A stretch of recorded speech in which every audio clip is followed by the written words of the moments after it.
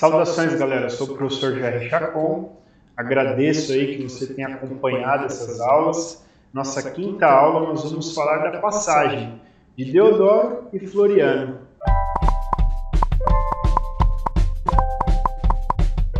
Não é dupla sertaneja, são os dois primeiros presidentes da história do Brasil República, né? Então vamos lá.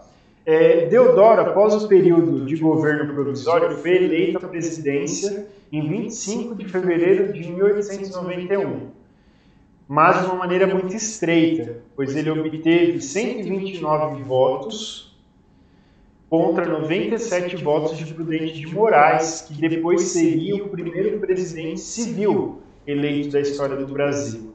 Tá? Então, o que acontece? O Marechal Deodoro ele é até eleito, mas ele está fraco, digamos assim, do ponto de vista político. E ele vai tomar uma atitude muito dura em 3 de novembro de 1891, quando ele decide fechar o Congresso, com a promessa de que ele traria novas eleições e ia rever a Constituição. Tinha acabado de ser feito e ia rever a Constituição. Então isso vai gerar uma crise política no governo dele, vai gerar todo um questionamento com relação ao autoritarismo, ele sofre muitas pressões e ele acaba renunciando, também já estava doente, adoentado, e ele renuncia em novembro de 1891, enfraquecido, pois estava enfraquecido com as Forças Armadas, com a sociedade civil, com os setores da Marinha. E aí quem assume a presidência é o vice dele à época, então por isso que a gente tem que tomar cuidado no vice, né? Porque o vice no Brasil geralmente assume, né? Então o que acontece? Floriano, ele então vai assumir o poder também de uma maneira autoritária, um governo muito duro, e aí ele vai ser conhecido, Floriano Peixoto, como Marechal de Ferro, pela sua atuação enérgica e ditatorial. E ele também age de uma forma muito dura para combater ali as rebeliões que marcam o começo da história do Brasil República. Alguns vão dar outro título para ele, vão dar o título de Consolidador da República, justamente por essa força e por esse agir duro que ele teve para enfrentar, por exemplo, a Revolução Federalista que acontece no sul do Brasil e que é uma disputa entre federalistas liberais e republicanos positivistas. Então, os federalistas liberais, aí, os maragatos, queriam parlamentarismo, defendiam o parlamentarismo e eram liderados por um sulista expressivo, que era Gaspar da Silveira Martins. Então, eles lutavam pelo parlamentarismo. Do outro lado, os republicanos positivistas, mais alinhados, portanto, de uma certa maneira, aos militares, que eram chamados esses republicanos positivistas do sul de Pica-Paus, defendiam o presidencialismo e eram encabeçados aí por Júlio de Castilhos. Então, essa revolta vai ter ali muito enfrentamento e o governo, Floriano Peixoto, vai intervir também, em favor ali dos republicanos positivistas. Outra revolta muito dura que acontece nesse período é a revolta da Armada de 1892, que vai ali seguindo no governo de Floriano Peixoto. Então, muitos oficiais da Marinha estavam insatisfeitos com o domínio do Exército na política brasileira, lembrando que já havia então uma rixa entre Marinha e Exército, isso vem talvez desde a época da Guerra do Paraguai, na história do Brasil. E aí, então, parte desses revoltosos da Marinha, eles vão bombardear a cidade do Rio de Janeiro, vão também atacar outras regiões, e o governo vai reprimir de uma maneira muito dura, foi muito dura mesmo, muita gente era presa, morta, jogada nos rios, nos mares, foi uma situação bem difícil. E o Marechal Floriano Peixoto lida com tudo isso como uma mão de aço, como uma mão de ferro. Se você quiser fazer uma ligação do conteúdo de história com a literatura, que é algo fundamental, então, por exemplo, quando a gente pensa lá no finalzinho do período do Brasil Império, nossa, vale muito a pena ler o Curtiço. Quando a gente pensa na conjuntura do governo de Floriano Peixoto, vale muito a pena ler Triste Fim de Policarpo Quaresma, essa obra linda, maravilhosa de Lima Barreto. Policarpo Quaresma é um idealista, um patriota, um cara que do escritório sonha com um Brasil grande, gigantesco, mas não é bem isso que vai acontecer. No decorrer do livro, ele começa a perceber de fato a realidade brasileira, vai caindo numa condição de desânimo, de tristeza, por isso Triste Fim, né, de Policarpo Quaresma, até que ele resolve compor parte lá, ele já fazia parte dos grupos militares, ele resolve compor ali parte do grupo que luta contra a revolta da Armada em favor do Floriano Peixoto, até que ele percebe algumas ações que vão contra a índole dele, contra a moral. Eu não vou falar o que é para não dar spoiler, vai ler o livro, vale muito a pena. E ele então entra numa grande crise, ele acaba então questionando o governo de Floriano Peixoto, ele vai ser penalizado em função disso e vai então ter sua vida aí marcada pelo triste fim daquele que acreditava num grande fim para o Brasil. É uma obra bem interessante do Lima Barreto, quem puder leia, vale muito a pena. Vamos para as questões.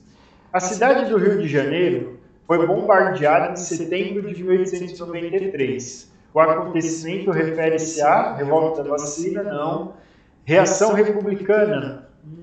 Você pode ficar em dúvida, né? Derrubada de Floriano Peixoto? Não, ele não caiu nessa época, então não é isso. Revolta da Chibata? Ah, vai ter, mas mais para frente. Então, a alternativa certa, revolta da Armada. Mais uma, essa aqui é um pouquinho maior. Leia o texto a seguir. Os soldados já estavam nas trincheiras, armas à mão. O canhão tinha ao lado a munição necessária. Uma lancha avançava lentamente com a proa alta assentada para o posto. De repente, saiu de uma borda um golfão de fumaça espessa. Olha que leitura bonita, isso é Lima Barreto, é do Triste Fim de Policarpo Quaresma. Queimou, gritou uma voz. Todos se abaixaram, a bala passou alto, zunindo, cantando inofensiva. Alugavam-se binóculos e tanto os velhos como as moças, os rapazes, seguiam o bombardeio como uma representação de teatro. Queimou Santa Cruz, agora é o Arquidaban, né? Enrola a língua até, né? Lá vai. E dessa maneira a revolta ia correndo familiarmente, entrando nos hábitos e costumes da cidade. A partir das informações apresentadas no texto acima, é possível inferir que o autor se refere à revolta da vacina? Não. De Canudos? Não. Federalista? Não. Do contestado? Ixi, isso é lá para o sul. Não. Da Armada. Muito bem. Então aí, ó, Lima Barreto nos ajudando a entender a história do Brasil. Mais uma questão. Um dos motivos principais da Revolução Federalista ter estourado no Sul, no Rio Grande do Sul, na década de 1890, foi o fato de, letra A, no Rio Grande do Sul ter ocorrido uma tentativa de incorporação do Uruguai à força e a revelia da presidência. Não, né? Isso já passou, isso teria sido antes, a Guerra da Cisplatina, mas não tem nada a ver com esse contexto histórico. No Rio Grande do Sul, haver um forte núcleo de monarquistas ferrenhos, seguidores de Antônio Conselheiro. Opa, não, Antônio Conselheiro é lá da Bahia, então não é. Ou então governador ser o populista Getúlio Vargas. Será? Segura aí, pode ser, né? Vargas, já na época, será? Ou então governador ser o positivista republicano Júlio de Castilhos. Bom, ele era republicano, era positivista, tá quente. Ou então governador ser o progressista Leonel Brizola. Acho que é Leonel, deve ter digitado errado aí. O professor digitou errado. Leonel Brizola, também não. Alternativa certa, letra D. Então, Júlio de Castilhos, que defendia, então, o governo republicano positivista. Mais uma questão. A proclamação da República não trouxe ao país um período de paz. Havia muita agitação e discordância dentro do próprio Partido Republicano. O motivo do grande descontentamento era o próprio Marechal Deodoro, que governava de modo muito semelhante ao do imperador. Depois de 2 anos de governo, Deodoro da Fonseca acabou renunciando, isto é, abandonando a presidência. Em seu lugar assumiu o vice-presidente Marechal Floriano Peixoto. O governo de Floriano Peixoto também foi um período agitado. Bom, foi durante o governo de Floriano Peixoto que ocorreu a Revolução Federalista, lá no Rio Grande do Sul, né? Sobre esse assunto, assinale as alternativas corretas. Essa questão é bem interessante, porque você precisa somar para chegar no resultado. Vamos ver. Os federalistas invocavam o espírito da federação e exigiam mais energia por parte do governo central, e, consequentemente, que ele tirasse a autonomia dos estados. O federalista não vai defender o fim da autonomia dos estados, porque o federalista parte do princípio da autonomia das federações que compõem o país, então não é essa. 2. A Revolução Federalista objetivava a realização de uma revolução socialista que suprimisse a propriedade privada dos meios de produção. Também não, né? Isso vem depois da história do Brasil. E nem chega muito ainda, para falar a verdade. 4. Os federalistas queriam que o presidente Floriano Peixoto governasse de uma forma menos centralizadora, dando mais autonomia aos estados. Sim, defendia até o parlamentarismo. 8. A Revolução Federalista teve também como palco as cidades paranaenses de Lapa e Curitiba. Sim, também. Chega até lá, até essa região. 16.